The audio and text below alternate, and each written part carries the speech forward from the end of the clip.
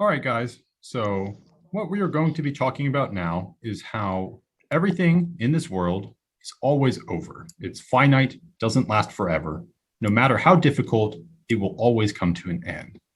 So, last time we talked about keeping our spiritual balance as we walk through the world, and how that requires that we maintain the divine viewpoint at all times. So, we were talking a lot about passage from Matthew chapter 8 when the disciples are rebuked for panicking when the storm comes upon them in the sea and Jesus is sleeping, right? We were making the point that the divine perspective here is, well, sleeping is fine because God's got it all under control, right? He's able to tame the storm.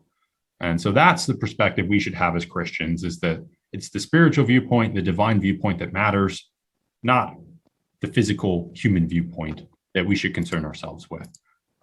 But what we are going to be talking about now is how when we go through these hard things, so the storms that come upon us, well, they can only ever be finite because this life is finite, right? Even if we suffer with something, and we're not going to talk too much about this edge case, but even if we suffer with something our whole life, because in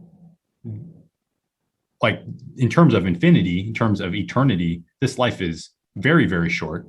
Well, even in that case, the worst possible case you can imagine, this life is still short positionally. It may be hard for us to imagine as humans because all we see in front of us is here in this world, but it's still true nonetheless on an absolute spiritual stage that this life is very short in this world of dust, this world that's passing away, like we've talked about. So this life that we have, despite what the world says, the world lives as if it will last forever, right? People live as if they will never die, which is completely insane, but most people do it anyway. People don't sit around thinking about their death, thinking about the fact that they are mortal, that their life could be taken from them at any instant. But that is actually how we are as humans. But our eternal life, which will only be revealed when our Lord returns, well, that is forever. So that's the fundamental contrast here. No matter what you talk about in this world, in the physical world of ours here, it will not last compared to the eternal that we look forward to. So this country, no matter what our nationality is, this country is not our ultimate country, but we have a kingdom which is not of this world. And our true citizenship is in heaven, not here below, right? So we're ambassadors of Christ's kingdom in the world right now. So that is our country. Doesn't matter where you are. And that's our brothers and sisters around the world are also all part of this country. Doesn't matter their nationality. This is what should motivate us, though, not nationalism for some physical cause that will be here today and gone tomorrow. Every country, by the way, just to go off on a bit of a historical tangent here, every country pretends like it will last forever. Yeah, just look at the great empires throughout history. Just look at Rome, for example, right? Rome at the time of Christ seemed absolutely invincible. Who could stand against them? And this is coming about after Alexander the Great, just some 200, 300 years before. Well, Alexander the Great's empire fell apart. The land got split between his generals, and suddenly it wasn't such an empire anymore. How about the British Empire? That's a little bit closer to us in history. The sun never sets on the British Empire, well, until the British Empire no longer exists, right? And now think of America, right? America the Great. Our country has only existed for 3 centuries, and yet people think that that the country will go on forever. I mean, I'm not saying this to diminish, maybe any of the achievements of these or whatever. But the whole point is that nations are going to pass away, right? Doesn't matter how big, how strong the country thinks they are. It's only temporary. And of course, our citizenship doesn't belong to these countries anyway. Our citizenship belongs to heaven. It's one of the reasons why Christianity is so subversive. Why Rome tried to stamp it out so much is because, well, suddenly your allegiance isn't to Caesar, but it's to a cause higher than Caesar. Right? And that's scary for political authoritarian regimes. But for us as Christians, that's the truth. We don't give our allegiance to human institutions, but we give our allegiance to a divine one. So the house that we live in, right? So we just talked at a grander national level, but the house we live in won't last forever, right? It doesn't matter how rickety it is, any of the problems we have with it. Home ownership certainly comes with plenty. But contrast maybe the place we live now with the eternal place for us in the New Jerusalem is not even worthy of comparison, right? We have an eternal dwelling with God that will be perfect, a place of no night, And I'm sure we won't have to go replace the plumbing in that house or deal with leaky faucets or whatever else may ail us, because this world is passing away. No matter where we are, whether it's extravagant or whether it's nothing special to look at. Well, no matter our estate, the eternal place for us in the New Jerusalem is really all we should care about, because it will be so much better than even the most opulent places on earth. How about our bodies? Depending on our circumstances, maybe we're in excellent shape. Maybe we don't face sickness or disease, or maybe we're in pain all the time and we have chronic ailments. Well, no matter where we find ourselves, even if you were the strongest, most athletic, the person with the greatest physical body here on earth, it is still nothing compared to the bodies that we will receive when we are resurrected, just like Jesus Christ, right? A building from God, a house not made with hands, eternal in the heavens. 2 Corinthians chapter 5, verse 1. So most importantly, in eternity, our bodies will not have sin natures. We will finally be free from the shackles of sin that currently bind us in this corrupted flesh. And so no matter how much a human may boast about the achievements of their physical strength, what does it matter? Because we're here today and gone tomorrow. But compared to the bodies that we will all receive in eternity, even the most blessed human in this life has nothing to brag about. And of course, how about our finances? This is another thing, right? Maybe we struggle with debt or lack of food or clothing or shelter, or an inability to provide for ourselves and our dependents in the manner in which we might prefer. Well, this lack, this inability to do everything that we might wish, or have scarcity in our lives and be forced to make do with substitutes that test our faith, and basically we know want in this world, because ours is a life of scarcity, right? We compete with resources with everyone else who's alive on this earth. But in eternity, we will have a treasure in the heavens which cannot be touched by rust or decay or theft, a treasury filled with riches, the likes of which we really have not even the glimmer of a clue at present as to their true wonders. This is why we say we store up treasures in heaven, because unlike our inability to secure absolutely anything in this world for war or disease or natural disaster or any number of things completely out of our control can wipe it all away in an instant. Well, the eternal riches that we will have, well, they are completely secure in the life to come, right? These eternal riches, which will delight our hearts forever, even as we glorify the Master who will bestow them upon us, right? And even the smallest thing, so even the reward for a cup of cold water offered in faith will be more worth it than anything you could possibly have in this world. This is what we mean that everything in this world is always over, right? Even our want, even our deprivation as Christians, even the suffering that we face that we talked about a couple times back, everything will come to an end.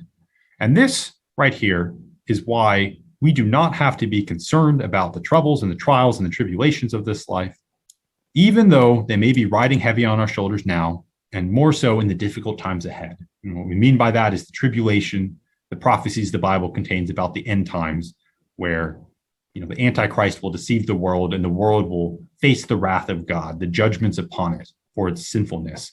Well, even as Christians are persecuted for our faith, like Revelation says will happen in the great persecution, well, even in those times ahead, guess what? That only lasts a little less than 7 years, because God will cut the time short. Very, very short amount of time. And the Antichrist, despite all his raging and his blowing and Satan standing behind him, can't actually do anything to us spiritually. If they put us to death, we just receive a greater eternal reward for the witness of martyrdom. So truly, what have we lost, right? Because to live is Christ and to die is gain. So the end for us as Christians, right? We fight our lives. We struggle in this world of lust and dust and rust until we get to the end, because our fight has a blessed and glorious end, right? Our fight is temporary. It will soon be over, right? This night will soon end, and we will obtain victory as long as we are willing to stay close to Jesus Christ and put our faith in him. As long as we trust in him and trust in God for our deliverance and our salvation, then everything in this world will come to an end, and we will find ourselves on the other side with absolutely nothing to fear, absolutely nothing to worry about, all sin washed away, all tears washed away, in a perfect heavens and a perfect earth with God and all of our other brothers and sisters in Christ. That is our eternal inheritance if we are pleased to just keep trusting in God for our deliverance. And so this is why this should give us comfort, is because no matter how difficult the things that we face in our lives, they're ultimately just passing away. Here today, gone tomorrow, unlike the eternal future that we look forward to in blessed expectation, because God's promised it to us and God never breaks his promises. So we have a couple verses here that Dr. Luganville uses to close out this section. And just as a side note, this is actually the last point that we're going to go through here. I think it's actually point number 21. Like I said, I should have numbered these. Oh, well, I'll go back and do that when I post the slides. But the last of these points to keep in mind on our path to Zion, right? And we have a little bit of scripture here supporting some of the points we've just made about the ephemerality of the world versus the perseverance that we should keep in expectation of things to come. So I'm going to read here. This is from Hebrews chapter 10, verses 35 to 38. Verse 35. So do not throw away this conviction of yours. It leads to a great reward. You need to keep persevering so that you may carry off in victory what has been promised after you have accomplished God's will. For yet a little while, an emphasis on little while, how short the wait, and he who is coming shall come, nor will he delay. Then shall my righteous one live by faith, but if he shrinks back, my heart takes no pleasure in him. That's a quote from Habakkuk chapter 2. So verse 37 here, for yet a little while, how short the wait, and he who is coming shall come, nor will he delay, right? So we're here in this life, but for a short time. And that's why we should not throw away our conviction, because it leads to a great reward. And so we need to keep persevering so that we carry off in victory what has been promised after we've accomplished God's will. That's verses 35 and 36, right? It's all related here.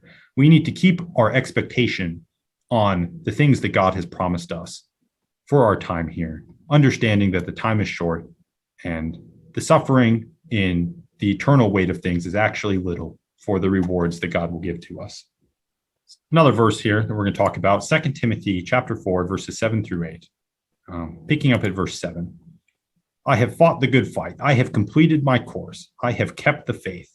In the future, there is reserved for me the crown of righteousness, which the Lord, the righteous judge, will award to me on that great day of judgment, not only to me, but to all who have loved his appearance. So we have a promise from God in blessed future expectation that if we just trust him, we will obtain these eternal rewards that he's promised to us. And so this is Paul writing to Timothy, saying he's fought the fight, he's completed the course, he's kept the faith, right? This is what we want to shoot for. Battling in this life against all the things that come before us in expectation of the future crowns to come if we produce in our ministry, if we do what God would want us to do. Producing 30, 60, and 100-fold, to use the numbers from the parable of the sower, in the works that God has prepared for us beforehand. And that's Ephesians 2, verse 10, talks about the works that God has for us, planned from eternity past. For we are God's handiwork, created in Christ Jesus to do good works, which God prepared in advance for us to do. So this is what we keep our eyes fixed on, understanding that everything we go through in this life, everything in this terrible world, will come to an end. It will come to a rapid end when God returns and remakes the heaven and the earth for eternity. And that is where we as Christians should find our hearts. That's where we should put our trust, because we know that that's all that really matters.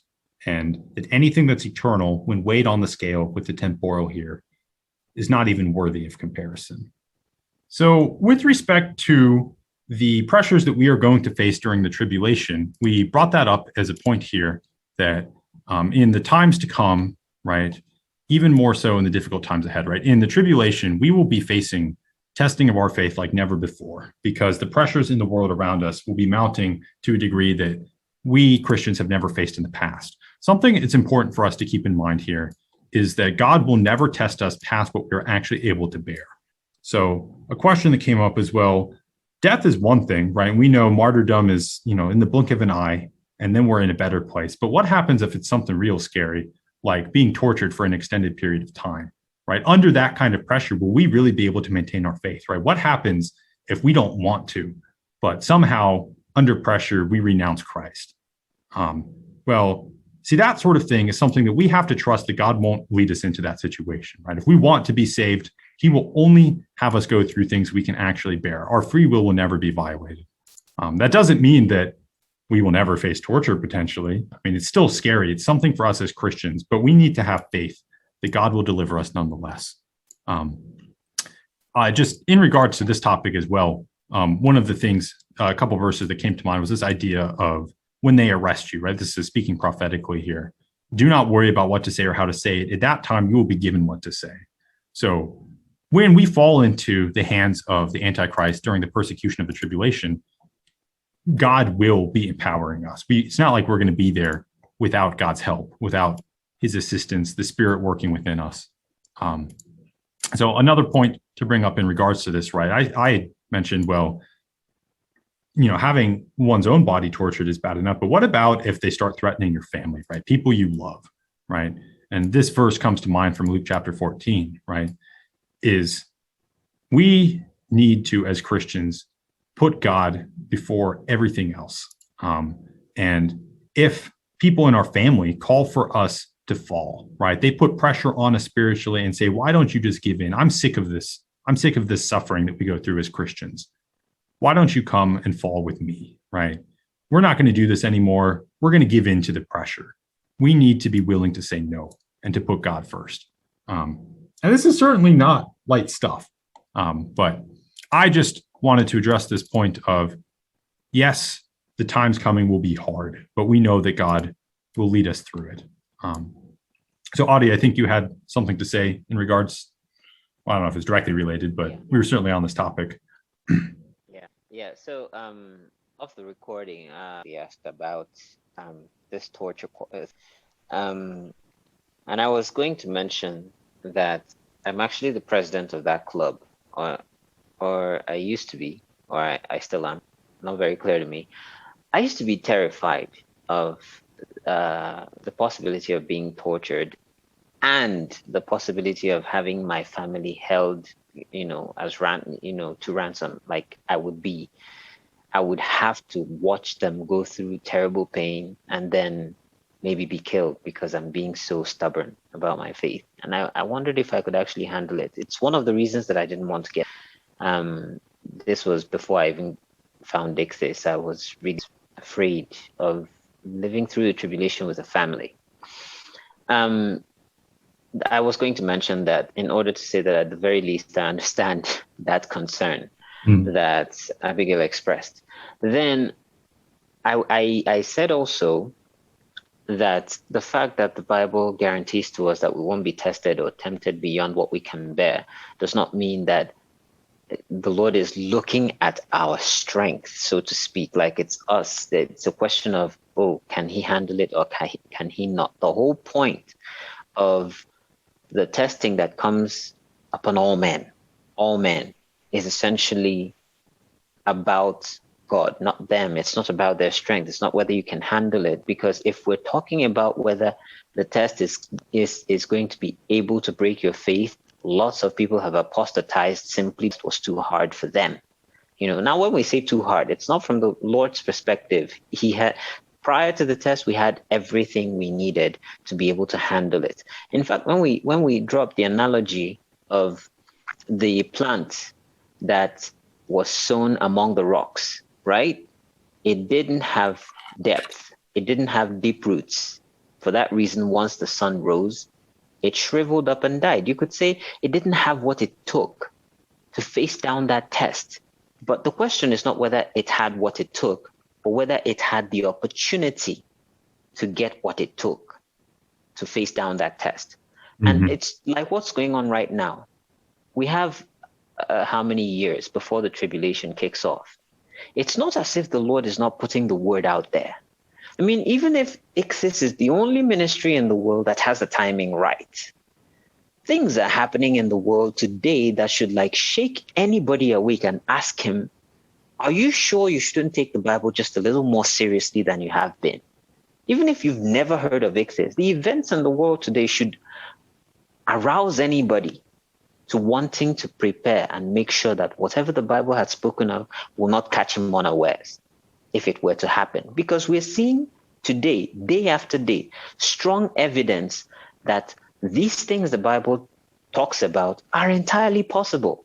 That it is possible for people to be so scared for their own well-being that they can turn on those that they apparently or in quotes loved. It's happening today. There are lots of people who have gone crazy over the vaccines and over COVID-19. They don't even know how to think anymore.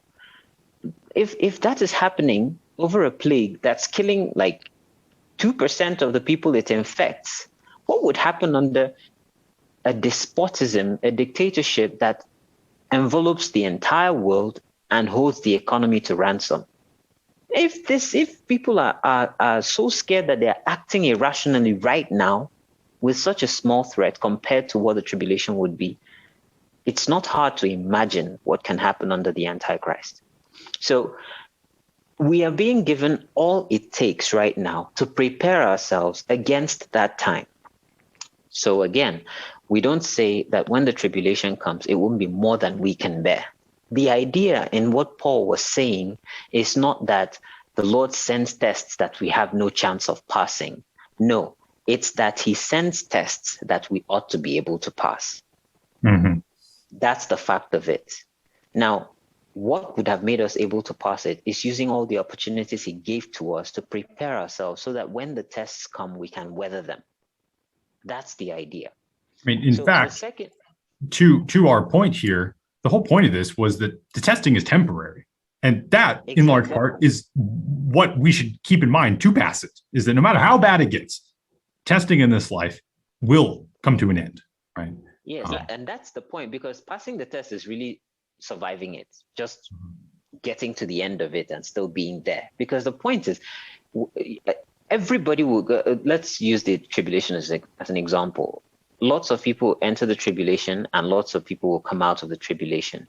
Now, many people will enter the tribulation with their faith intact and they won't come out of it. You can find two people, let's say John and Odi, and they both get into the tribulation, right? And they last maybe the entire 7 years, maybe both of them are tortured, whatever the case may be. One of them gives up his faith and the other doesn't. Both of them pass through the same tribulation. They pass through it. One loses his faith, the other doesn't. So what's the difference? It's simply enduring to the end. And why one can endure to the end is because there is an end to endure to, and the other one simply didn't make it all the way to the end. That's the difference. So keeping in mind that the test is something that by its very nature will come to an end is how we get to the end of it. But that's just one of the things to deal with. The second thing is the issue is something that Professor Robert said in an email exchange, because someone had asked a similar question, the whole being tortured thing. If it was just martyrdom, I'm sure I think I can handle it.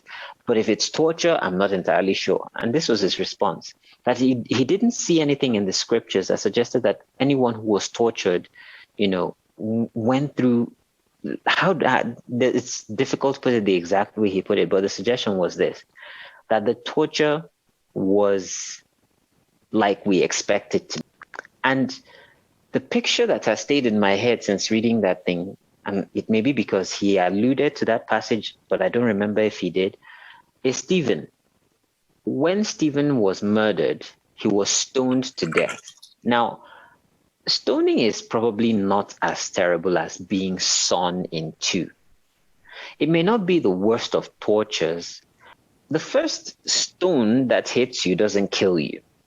And it probably takes a lot more. And each of them will cause pain when they land on you. And when people are throwing rocks at you, not pebbles, I mean, they're not tossing pebbles at you. They're probably throwing like as large as they can get. It's going to cause quite a bit of pain before you die. But we don't see any indication of pain. We don't see Stephen groaning from the pain and What we hear instead is that he actually sees the Christ sitting at the right hand of God. Now, one thing that can say to us, and I think we get the same picture everywhere that we hear of believers who went through similar things. It seems like it's not as if they don't experience the pain. It's not as if they don't pass through the experience. It's not like they're not there, but it's also like they're not there. When they're going through the torture, it's as if the Lord grants a special grace to somehow be removed from the experience even while they're there. Now, I'm not saying therefore any one of us should think if we were to go through torture during the tribulation, we won't feel it. I'm not saying anything like that. Don't expect the miraculous immunity to pain, right? But God helps them endure. I think what I would emphasize here is that they get through it somehow. Yes, exactly. And we know that the way that they will is that the Lord will help them get through it. And again, like we said in the last recording, it's not that when we are going through any of these things, we have to handle them by ourselves. It's not about us. It's about the Lord. And he is invested.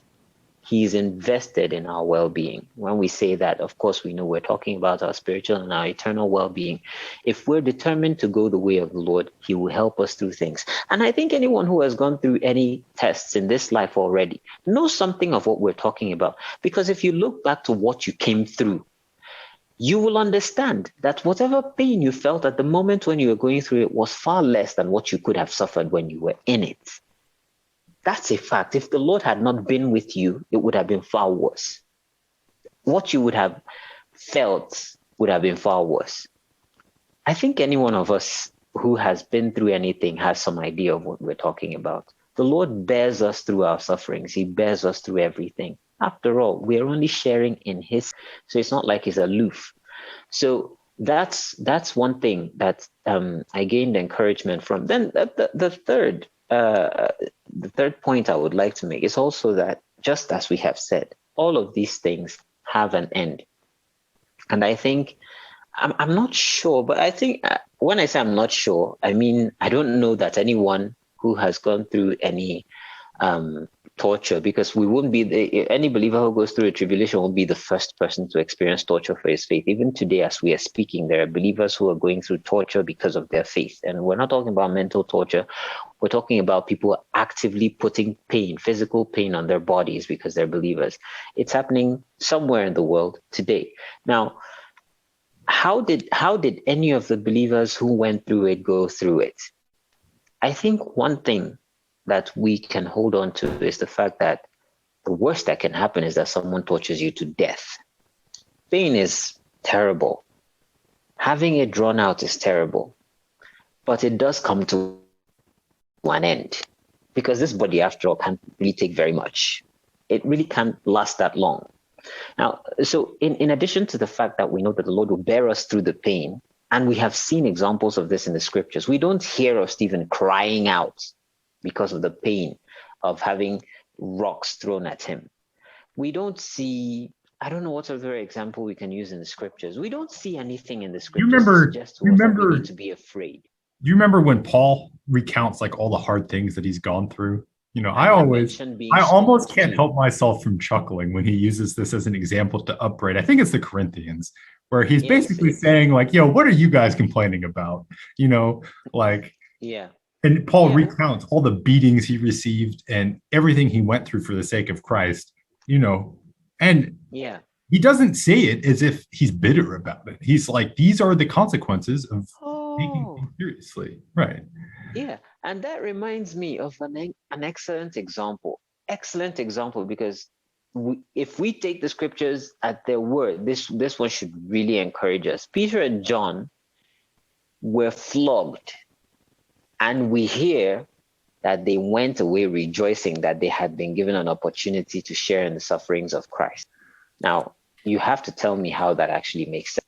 It doesn't make any sense that you just went through some flogging. And look, the flogging, we have to keep in mind that the scourging, the whipping that they did at that time was not mild. These were brutal people we're talking about.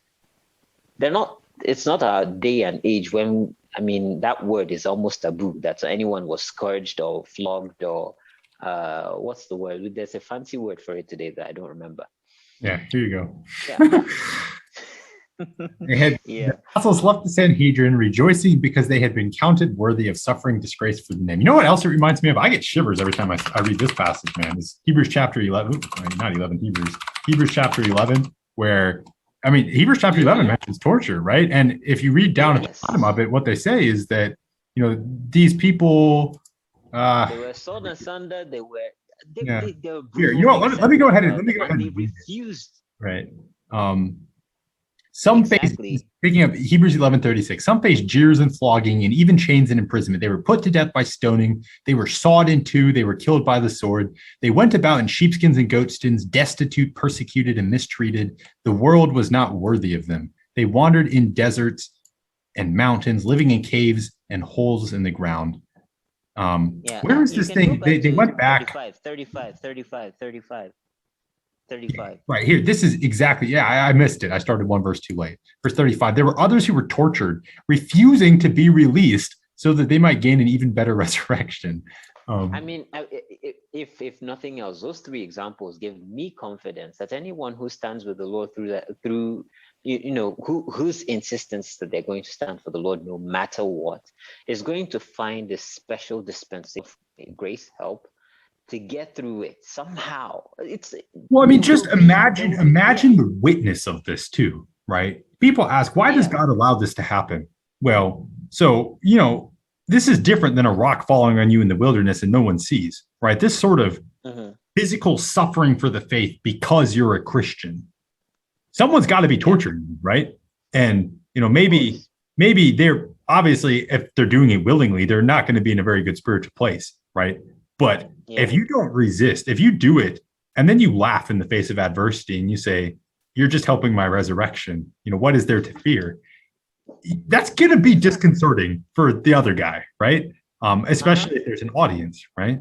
And that is why we have nothing to fear here. Because if God's using us as a witness, then we will be made a good witness. We will be capable of bearing it for the purpose that God has planned.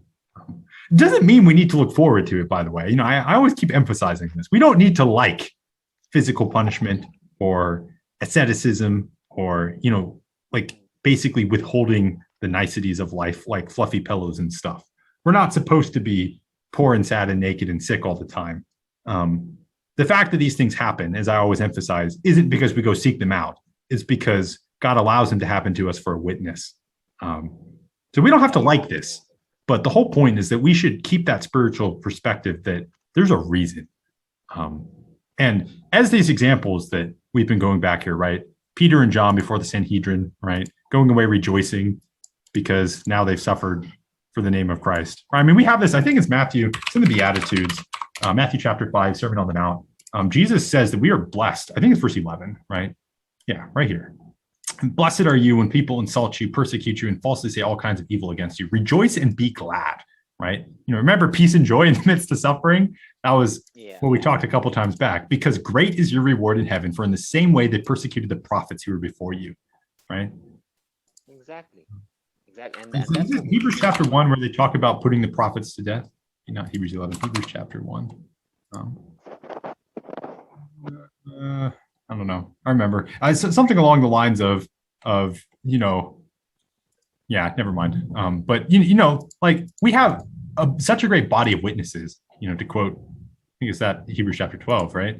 Such a great cloud of witnesses. Let us throw off the sin that so easily entangles and run with perseverance the race marked for us, right?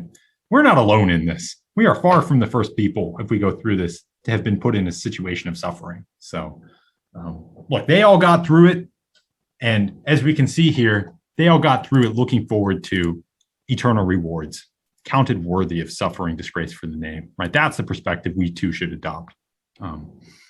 So that's the fact that whatever it is, it's not designed to break faith in the Lord. That's not it. True faith in the Lord is the thing that holds on to him no matter what, because it knows that the Lord outlasts everything. how does the scriptures put it, that it's in First John, I believe. The one who loves this world will pass away with the world. This world is passing away, but the one who loves the Lord will last forever, something like that. So that everything about this world is actually going to, including its threats. Whatever the world threatens is going to end together with the world. If it tells you, I will cause you all sorts of pain, well, sure, but your pain will end just as you will end. I will do this to your family or do that to your family. Right. But once we're all dead, you have no more power, right? I'm going to keep you alive forever and torture you forever. Well, you have to live forever to be able to do it forever, right? And the Lord is very definite about the fact that it will all come to an end. It's only He and His truth. It's only Him and His truth. And actually, consider this example, to close this on this topic, that it's always over. What happens if God had made the tribulation longer? Remember how we have this? I think it's in the Olivet Discourse. It might be Matthew 24. Maybe I'm wrong. But he said, when the Son of Man returns, will he find faith on the earth? This is just after 7 years that we're asking that question. So consider now that no matter how bad things are, it's only 7 years. I say only 7 years of torture is no picnic. But compare that to decades of torture. There are people right now in the world going through things for longer than 7 years, right? Yeah. So no matter how bad it gets, the time will be very short, right? We cut short by God out of mercy too. Scripture is clear about that as well. So, this is, we're not supposed to like this. We are supposed to see the reason in it. And when we are able to go through it with faith, we're supposed to rejoice, right? As the apostles here in Acts chapter 4, as the people from Hebrews chapter 11, understanding the purpose it has in the realm of God. So that, on this happy, positive note, that concludes our discussion here of the points to keep in mind as we are on our pilgrimage to Zion. So what we're going to pick up with is going to be recapping all of the points we've made, right? We've done quite a lot. I think it's 21 here. Yeah, so we're going to, actually, that should be 21. But we will get to that in just a second. So stay tuned.